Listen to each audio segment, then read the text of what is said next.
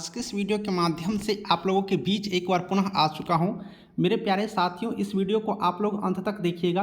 भले ही आपका 8 से 10 मिनट लगेगा, लेकिन आप लोग अंत तक देखिएगा। आपके लिए मैं पूरी डिटेल्स जानकारी इस वीडियो में देने वाला हूं, जिससे आप लोग ऑनलाइन जो अभी शुरू हो चुका है ऑनलाइन, उस ऑनलाइन को आप लोग कैसे करेंगे। फार्मासिस्ट 1539 पोस्टों के लिए एक एक पॉइंट बताऊँगा।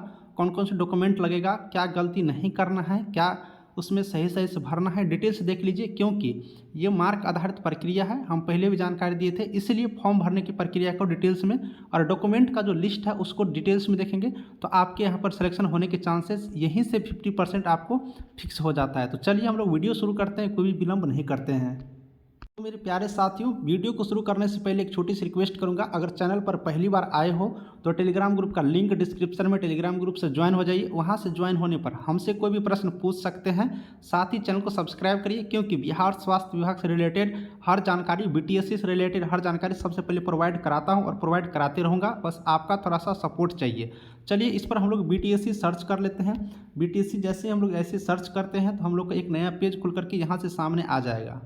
तो इस तरह से मेरा ये पेज खुल करके सामने आ गया और ऊपर पर आप लोग देखेंगे तो यहाँ पर आपको परीक्षा दिखाई देगा। इस परीक्षा पर हम लोग क्या करेंगे, क्लिक करेंगे। अब जैसे यहाँ पर क्लिक किए तो एक पेज फिर नया खुल करके इस तरह से घूम घूम करके आप सबके सामने आ जाएंगे।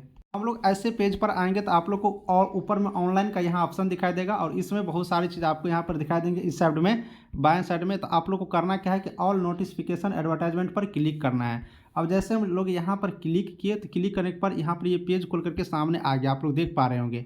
अब यहाँ पर हम लोग को देखना क्या है, देख लीजिए। यहाँ पर लिखा हुआ है डायरेक्ट वैकेंसी है, फार्मासिस्ट पोस्ट का नाम है, एडवर्टाइजमेंट, डेट और नंबर लिखा हुआ है। रजिस्ट्रेशन स्टार्टिंग डेट 12 जनवरी से हो चुका है आज के डेट से, और 11 फरवरी तक होगा। पूरे 1 महीना का टाइम है।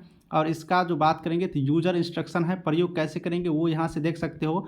व्यू एडवर्टाइजमेंट यहाँ से डाउनलोड कर सकते हैं। और हम लोग यहाँ पर अगर आप लोग आते हो नीचे की तरफ, यहाँ से हम लोग क्या करेंगे कि अप्लाई ऑनलाइन का ऑप्शन यहाँ से देख पाएंगे, अप्लाई ऑनलाइन का, है ना। इसी तरह से हम लोग यहाँ से क्या करेंगे, व्यू एडवर्टाइजमेंट पर क्लिक करके एडवर्टाइजमेंट को डाउनलोड कर लेते हैं, उससे समझ लेते हैं, फिर हम लोग आगे की प्रोसेस को यहाँ से देखेंगे।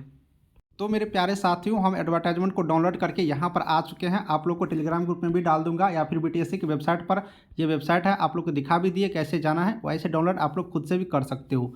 यहीं से आप लोग को एक एक पॉइंट ध्यान से देखना है। देखिए, फार्मासिस्ट पद का नाम है, नियमित नियुक्ति है, परमानेंट विज्ञापन जारी किए गए हैं।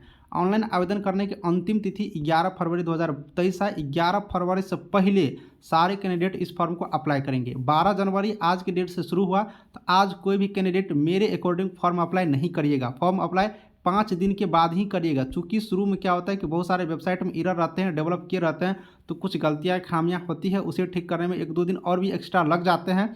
बहुत सारी वैकेंसी में ऐसे होता है, इसलिए 5 दिन बीत जाने दीजिए, कम से कम 4 दिन 5 दिन, फिर जाकर के फॉर्म को अप्लाई करिएगा।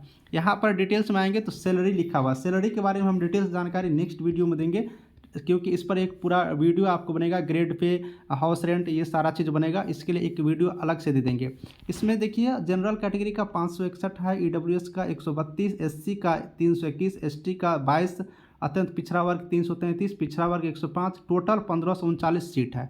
और इसमें यहाँ पर महिला के लिए 432 सीट अलग से है, यानी कि इसी में से अलग कर दिया है, जो कि 432, 35% महिला के लिए यहाँ पर आरक्षण है। अब इसमें देखिए, न्यूनतम एज बात करेंगे तो न्यूनतम 21 वर्ष है, और ये 21 वर्ष 1/8/2019 को न्यूनतम वर्ष है ना। 1/8/2019 को ही यहाँ पर काउंटिंग लिया गया है, उस दिन तक ही आपको 21 वर्ष यहाँ पर होना चाहिए।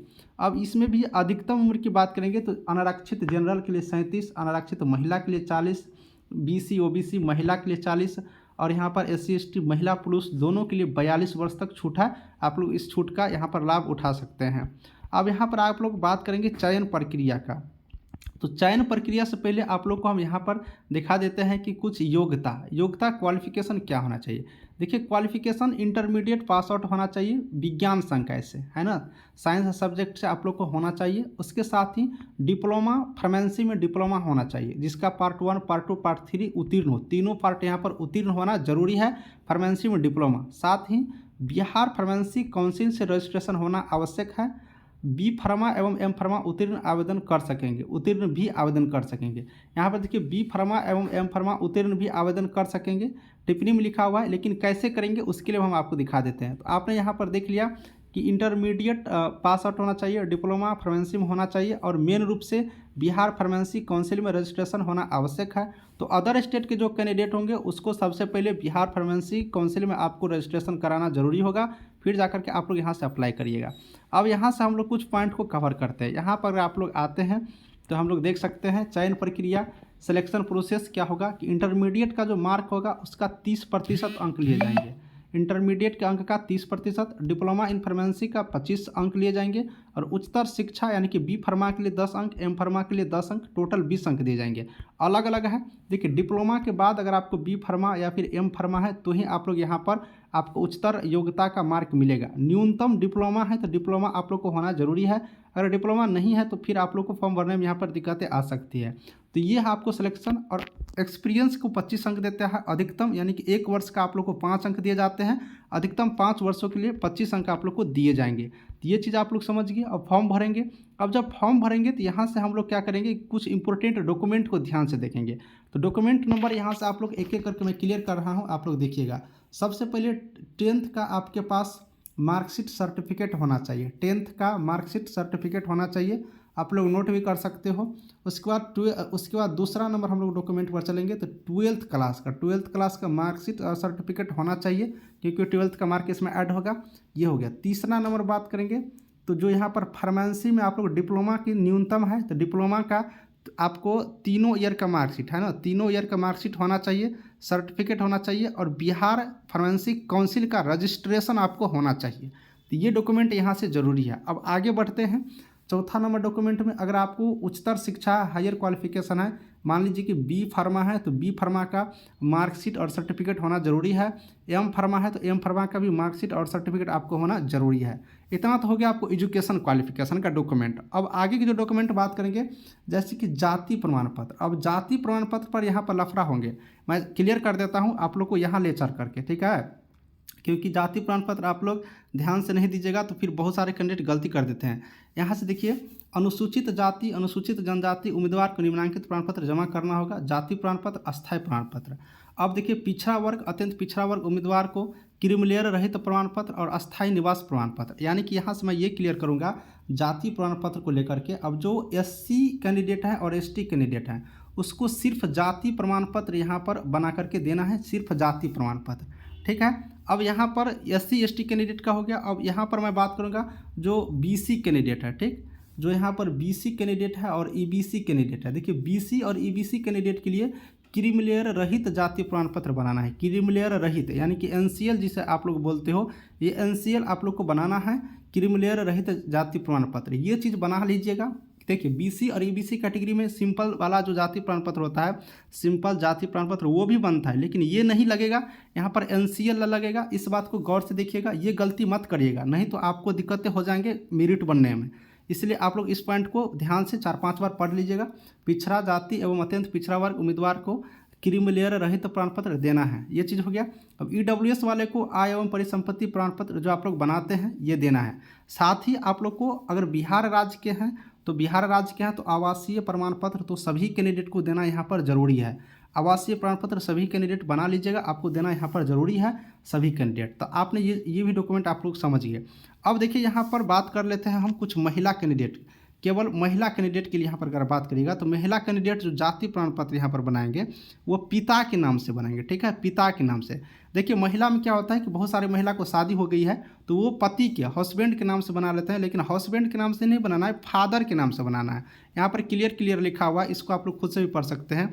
पिता के नाम एवं पता सहित निर्गत होना जरूरी है, पिता के नाम से महिला कैंडिडेटों को बनाना है। 3-4 बार बोल चुका हूँ, इस बात को ध्यान रखेंगे। तो इस पॉइंट को भी आप लोग समझिए। अब यहाँ पर देखिए, आधार कार्ड आप लोग को जरूरी लगेगा, तो आधार कार्ड का नंबर उसमें लगता है तो आधार कार्ड होना चाहिए। मोबाइल नंबर वैसा दीजिएगा जो आपको चालू रह सके, क्योंकि उस पर सारा मैसेज वगैरह आएंगे। ईमेल आईडी आप लोग को जरूरी है, ईमेल आईडी जो चालू है उस ईमेल आईडी का आप लोग प्रयोग करके दे सकते हैं। तो लगभग ये डॉक्यूमेंट हो गया। अब यहाँ पर फोटो आप लोग देख लीजिएगा, फोटो के बारे में भी यहाँ पर दिया हुआ है कि कैसे फोटो दिया जाना है, आप लोग देख सकते हैं। देखिए, फ़ोटो का अगर आप लोग यहाँ से बात करते हैं तो बैकग्राउंड वाइट रहता है, इसमें आप लोग देख लीजिएगा, फ़ोटो यहाँ पर बैकग्राउंड वाइट वाला ही लगेगा, ठीक है। तो आप लोग बैकग्राउंड वाइट फ़ोटो लगा करके आप लोग इस फॉर्म को देख सकते हैं। देखिए, यहाँ पर लिखा हुआ है फोटोग्राफ आवेदक अभियात्री को फोटो हाल का खींचा होना चाहिए। आवेदक अभ्यर्थी चेहरे एवं सिर के ऊपर नीचे दिखा देना चाहिए। फोटो आँख खुला होना चाहिए। बैकग्राउंड में सफ़ेद पटल होना चाहिए, है ना, व्हाइट बैकग्राउंड होना चाहिए। इस फोटो को आप लोग ध्यान से देखिएगा, व्हाइट बैकग्राउंड होना चाहिए, नहीं तो आपको दिक्कतें हो जाएंगे। ये चीज़ हो गया। अब आप लोग एप्लीकेशन फ़ी देखेंगे तो एप्लीकेशन भी दे सकते हो। सामान्य वर्ग हो, जनरल, पिछड़ा वर्ग, EWS हो तो 200 रुपया लगेगा। SC ST कैंडिडेट हैं तो 50 रुपया, SC ST महिला है तो 50 रुपया, और बिहार राज्य के अदर स्टेट के हैं तो 200 रुपया आप लोग को लगेंगे। तो इस तरह से आप लोग यहाँ पर एप्लीकेशन फ़ी दे करके फॉर्म को अप्लाई कर सकते हैं। यहाँ पर देखिए अत्यंत पिछड़ा वर्ग को भी आपको 50 रुपये ही लगेंगे, यहाँ पर दिया हुआ है। वैसे ऑनलाइन करने टाइम में आप लोग जब ऑनलाइन करने लगेगा तो आप लोग को खुद शो करने लगेगा कि कितना रुपया आप लोग को देना है। ठीक है, तो हमको उम्मीद लग रहा है कि लगभग सारी जानकारी आप लोग समझ गए होंगे। यहाँ पर डॉक्यूमेंट, फोटो, ऑनलाइन करने का प्रोसेस, एग्जामिनेशन फ़ी। अगर इसके अलावा कोई डाउट हो तो कमेंट करिएगा। आपको अभी से लेकर के पूरी कंप्लीट होने तक मैं आपके साथ रहूँगा। इसलिए चैनल को सब्सक्राइब करिएगा, टेलीग्राम ग्रुप से भी जुड़ जाइएगा। कोई डाउट होगा तो पूछते रहिएगा। चलिए वीडियो को समाप्त करते हैं। Thank you.